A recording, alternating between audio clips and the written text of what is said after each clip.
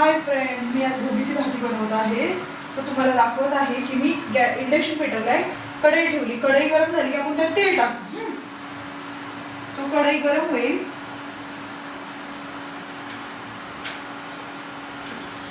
कढई गरम होतीये. कढई गरम होत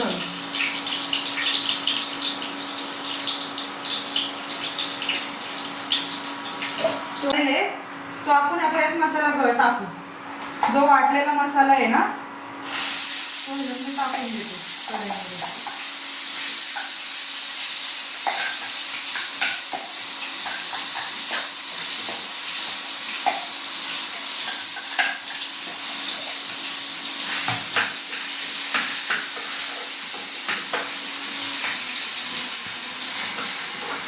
मसाला वाटून घ्यायचा, वाटलेला मसाला टाकायचा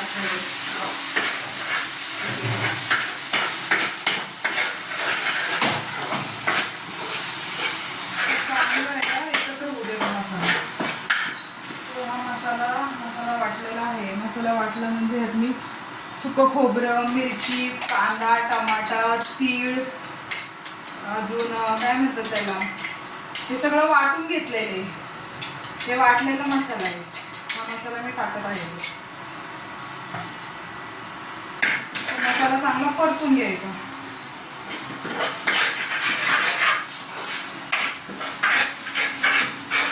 मसाला परतत आला की आपण बाकीचे सुके मसाले ते पण टाकू. सॉरी.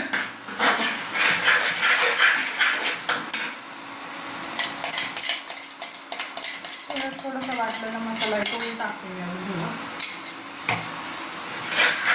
तो आपण थोडा अजूनही तेल टाकू शकतो, जसं जसं पाहिजे त्यानुसार तेल.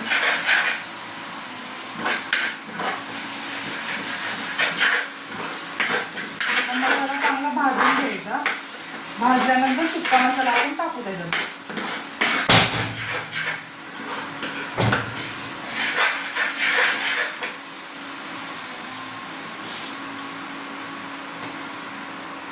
तो हा मसाला भाजत आहे. मसाला भाजायला बराच वेळ लागतो. तो मसाला भाजलेला कसं कळायला पाहिजे आपल्याला की कोपऱ्याला तेल येतं, तेव्हा समजायला पाहिजे की मसाला भाजला गेला. जो तोपर्यंत मसाला काही भाजलेला नाही, मसाला भाजून घेऊ आपण.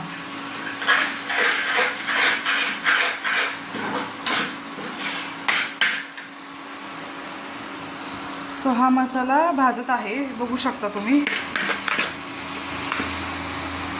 मसाला भाजल्यानंतर मग आपण हे सुके मसाले आहेत, लाल तिखट, धना पावडर, जिरा पावडर, हळद, मिरची पावडर, जिरे.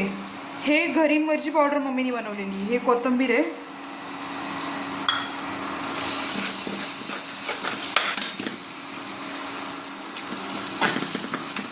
तर या मसाल्याचं मी तुम्हाला आपल्या यूट्यूबच्या ह्याच्यावर सांगेल नंतर.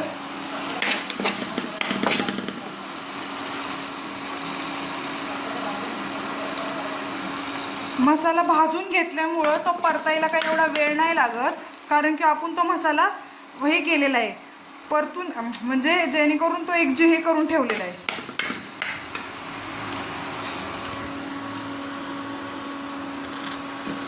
सो आता मी हे सगळं त्याच्यात टाकत आहे. जो मसाला आपण काढून ठेवला होता तो आपण मी टाकत आहे. सो ह्याला पाणी टाकताना सॉरी कोमट पाणी घ्यायचं. थंड पाणी चांगलं होत नसतं, गरम पाणी छान होतं. मसाल्याला चांगली तरी वगैरे येते. सो मी गरम पाणी करून ठेवलेलं इथं. सो आपल्याला पाहिजेनुसार आपण थोडं थोडं पाणी त्याच्यात ॲड करू शकतो.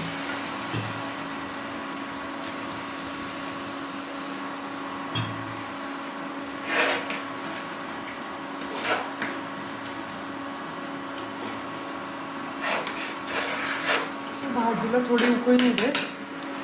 उकळी आल्यानंतर जी मिक्स भाजी आहे ना, वाटाणा, हरभरा, गाजर, फरसबी, वांग, ही सगळी मिक्स भाजी असते ना, तो ही मिक्स भाजी आपण ह्याच्यात टाकायची. तोपर्यंत ते भाजी हे होते. सो मी आता गॅसवर झाकण ठेवत आहे. भाजीचा मसाला होत आलाय.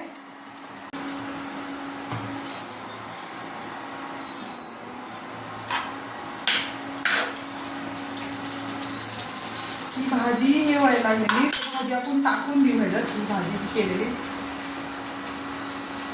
मिक्स भाजी असलेली, सो आपण त्यात टाकलेली आहे. सो एकत्र करून घेऊ भाजी थोडी.